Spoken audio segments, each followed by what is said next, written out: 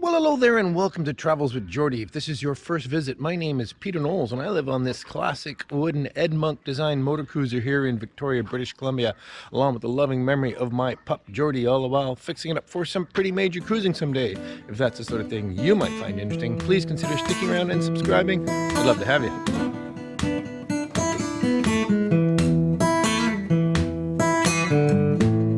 Well, getting started this episode is going to be some miserable work reefing out the garboard seam. The garboard seam is the seam between the garboard plank, which is the last plank at the bottom of the hull, and the keel. So this seam right here. And it's chronically a mess. It takes most of the flex in the boat, at least in my opinion, and always gets all the mess from inside. So it's had fuel oil and diesel oil leaking into it for decades, and it's just a horrible mess. So it's worth cleaning up right and then recaulking properly. Then a surprise, might do some steaming. Well folks, there's no glory in this. I have 2 or 3 days worth of reefing the garboard seam to do and cleaning it up and getting it ready. I'm glad I did it because even though it looked pretty good, it wasn't. So yeah, not all entertaining. I won't show you mine. One of the greatest miseries of reefing up against the keel when you reef the garboard is smashing your knuckles against the poisonous paint in here. Look at me, I got smart after a while. Okay, I just want to mention, when you're reefing a boat, especially a boat that's wet and old, and this is only my experience, this is not the gospel, you don't get to choose whether you reef fore and aft or aft forward because of the grain of the wood. It is absolutely imperative that you are very careful that you're not pulling out splinters out of the wood and are working in the direction where that would not cause a problem. Woe be those who are between two planks and one is in one direction and one is the other. Well, that's just too miserable. Anyway, I tell you, doing this all day, well, I'm gonna sleep all tonight. See you later. So these little strainers are designed to scoop water into the shaft log, which will then go back out the cutlass bearing to cool and lubricate the cutlass bearing. And I didn't take these off last haul out, so I'm sort of curious what they look like underneath. Well, have a quick little look. What are we gonna, oh, there's another screw up in there. Oh God, is there really? Okay, so what do we got? Basically a tiny little hole with kind of a metal pipe thingy in it that I suppose I could tap on the shaft with. I guess that's the propeller shaft in there. It'd be kind of interesting to spin it and see if this bumps back and forth, see if it's bent. I might just play with that. Anyway, let's tidy this up. Broken screw. 1, 2, 3, 4, 5, 6 broken screws here. I have discovered what appears to be an aluminum plate very neatly set into the shaft log like a little inspection hatch. Certainly not original. I am not going to take it off, at least not today, but it will go into the log. I don't know why I imagine it would be interesting to see what's underneath these. Bunch of sort of scungy stuff. Might be able to clean this one out a little bit. Yeah, a little more flow. See, I'm glad I did this. If I take off both sides, I'll blast some compressed air through here to see if I can blow out some of the crud I just left in there. For those of you who don't remember, this hole is right through the keel, and it was the hole that the keel cooler went through to return back up the other side. And I'll cut some tapered bungs to drive into that and leave some kind of goop inside. I don't know what I'll do. History is an amazing thing. 1, 2, 3, 4, 5, 6, 7, 8, 9, 10, 11, 12, 13, 14, 15, 16, 17, 18 broken screws here. How many times have people tried to put this on and off?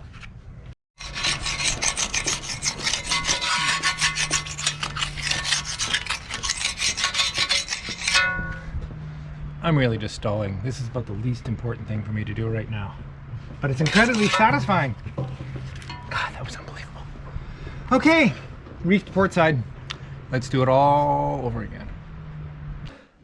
All right, well, it just started dumping rain, and by the forecast, it looked like it's going to for about 4 days. So trying to get some more work done in here, which is fine. Very fortunate that at Haulout I have indoor work to do. So the soaking wet sawdust in the bilge is working very well, but I think it's time to completely clean up in here and get geared up for trying to make the new plastic spacers and see about steam bedding some frames now that this is all ready to do that. But major cleanup before that. Okay then, so it's time to put these into place. Basically just whiz the ends off, do some planing, and well, I think you can guess what's going to happen here.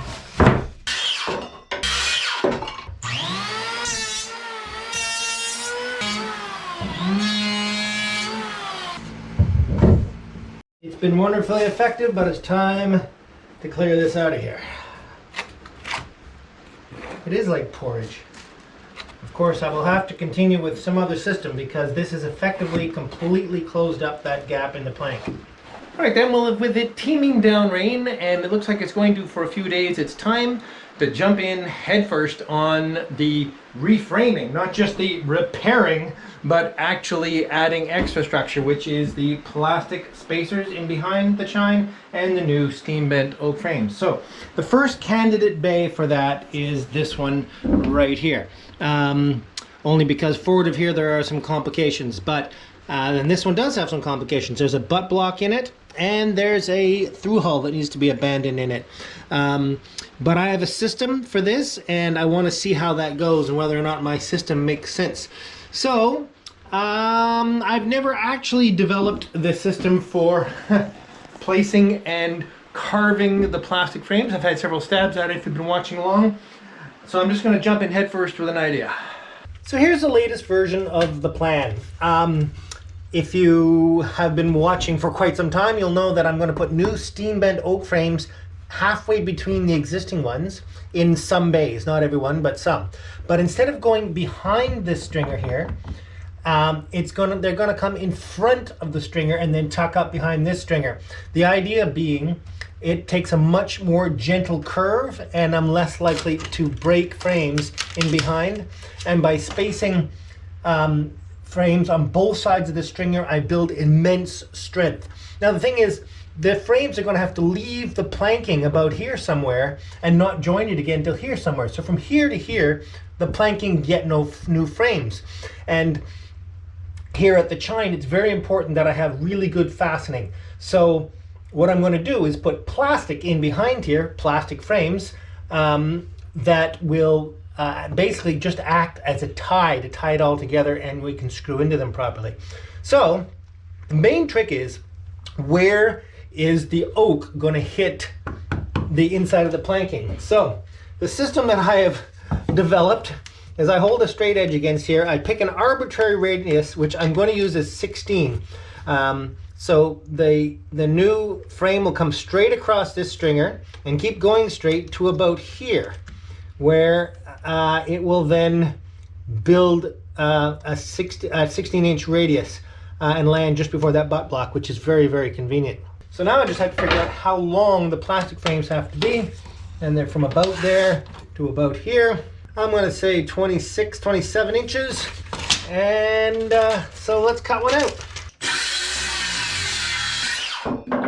Okay, that cut's actually going to sit up against the underside where the frame's going to meet it, and this cut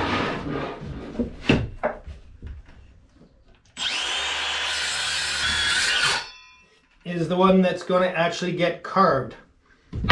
Now, because this end of it is going to be driven up against the planks, I put a slight little ski slope nose on that so that it won't catch as it goes up, and that won't cause me any trouble in terms of fastening later. Okay, some of you will remember the Travels with Geordie plastic heating arrangement, so we'll just set that in there, turn it on, and wait.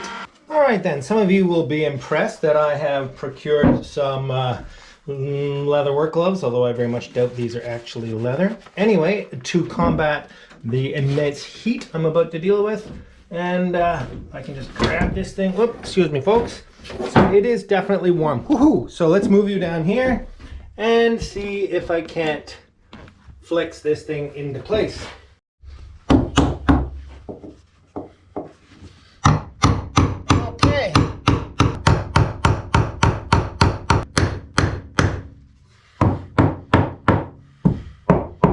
So some of you might remember my test frame. So at the top, it's pretty straightforward. Basically, this is going to come straight up behind this stringer and merge with the plastic. And all I need to do is take out a little notch in the back of this stringer for that to happen. And in fact, that is the reason I bought a little cordless reciprocating saw, because it's perfect for this little project. Ooh.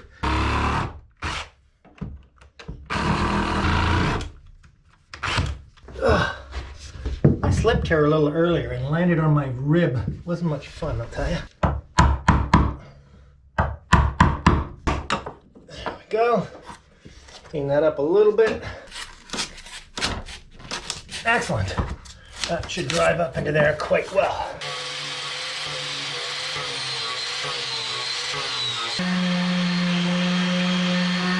All right then, well this is more than a little exciting actually. Let's dig into the oak pile here and get a nice wet one from down low. Okay. Oh, these are significantly heavier than they were before. Excellent. Okay, so that little miter at the end will be for where it drives up underneath the planks there. So we're in good shape. This is almost ready to steam with the exception of some chamfering. Okay, I've actually steam banked oak frames before back in Nova Scotia for a little wooden boat I had. It was told to me, I was instructed that I should put a slight chamfer on all the edges before I try to steam bend, which will reduce the likelihood of it blowing out. I don't know, it would certainly make it less likely to splinter, so.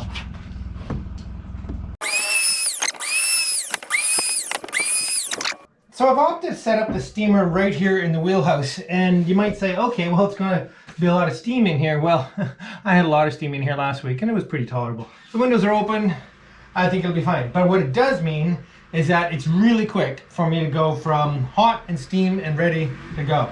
So the steamer is starting to boil. Let's pull the little plug out of the end here and load up the, one of the advantages of putting this wedge on the end is that it rides over all the little pins that I put inside. Very nicely. It's not so far that I can't reach it. Very little of the steaming, very little of this end of the plank needs to be steamed because it's a very gradual bend. In fact, it's almost straight at this point. Okay, so the old principle is an hour per inch. It's 1 3/8 inches, but it's small. It's only 1 3/4 inches wide, but let's go a full hour and 15 minutes. See you in an hour and 15 minutes.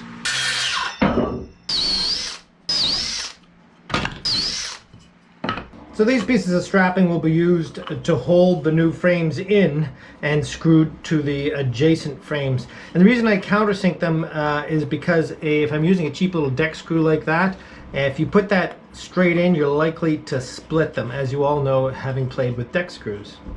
Okay then folks, 1 hour and 15 minutes. We're cooking away here. This little steamer is awesome. 1 hour and 15, 1 hour and 20, and there's still water in it, so it's about a 1 frame boiler. Okay, let me get you set up. Let's see if this works.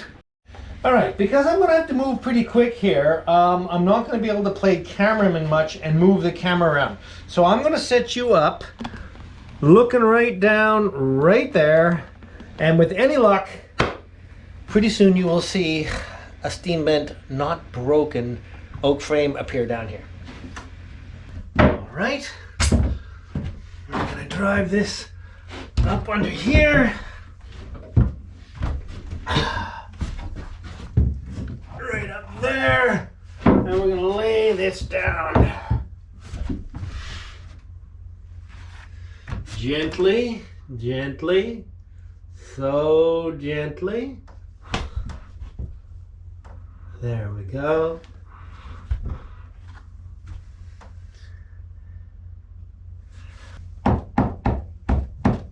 So what I'm going to try and do is bend it further down than where it's got to go up and then tap it up.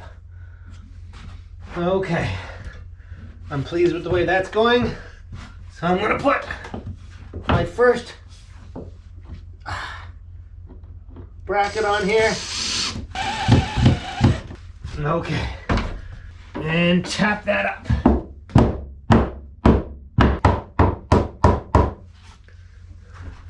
All right, that's exactly where I wanted it. That's good. Holy moly. This looks really good. Gloves are just a pain in the butt.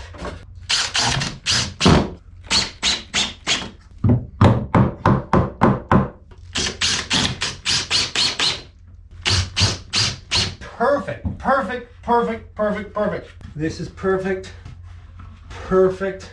Oh my God. Really nice. I'm gonna have to make some sapele. Oh, I'm just a 1/4 inch off the plastic. What can I do? What can I do? What can I do? Quick. Okay, I've remade the battens with double screws. And I think that's gonna do it. But I gotta be really careful. It's a very gradual curve. I've managed to bleed. Seems to be my thing. Okay, let me see. Okay, I'm on the plastic. I love it. Oh, yeah, look at how gradual that curve is. How perfect that frame. I'm really gushing. Can't have it on my frames. Anyway, ladies and gentlemen, we have steam bent and installed our first frame, and I'm thrilled. Well, hello and welcome to the Travels with Geordie Beer of the Week. We've had a lull in the rain long enough to pull this off. So let's go straight to the beer. This is category 12, which is very, very local to where I am now. And it is their Pivotal ESB. This was a gift from a friend who came by. I've actually been given a recommendation for another category 12 beer, which we will feature probably next week. Ooh, I got my pineapple mug out. I don't know why I felt like this. It just seemed like a cooler weather glass. Anyway, this has a nice color to it. Really excited about this. Well, folks, I can tell you I am beat. I am really beat up. I'm carrying on. There's no trouble, but wow. That scraping the garboard and certainly the jumping in and out of the bilge beats you up. Cheers. Pivotal.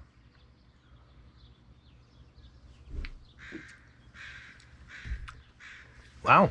I didn't expect that at all. ESB, extra special bitter. My brain went IPA. That's actually quite neat.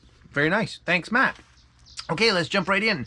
Last week's winner of a Travels with Geordie t-shirt was Rennie 1. Rennie with the number 1. Congratulations, Rennie. Get a hold of me. We'll make sure you get your shirt. Fantastic, fantastic outpouring of support from both Patreon and PayPal this last week. Thank you to all, of course. But new this last week are Pat DeGagne, Tom Enns, Robert Busno, and Alex Thompson. Thank you all so very, very much for coming aboard. I really appreciate it.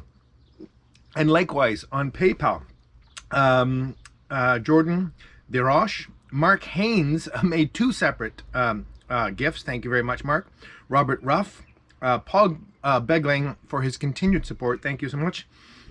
And Adam LLC sponsored a day on the hard, which is really sweet. Thank you so much.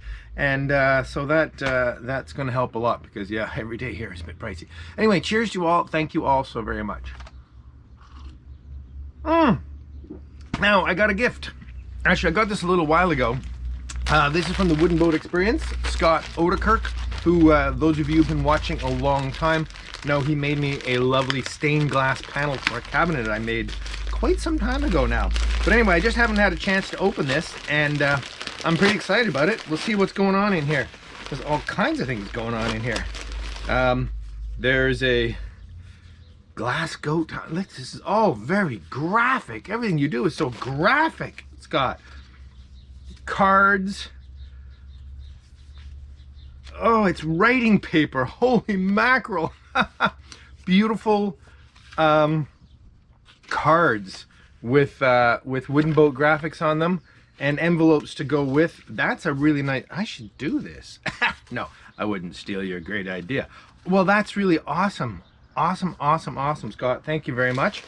And further in here we have, what's this? I think I know what this is. This is a Wooden Boat Experience t-shirt. If I hold it up the right way. Thank you, thank you, thank you very much. That looks great.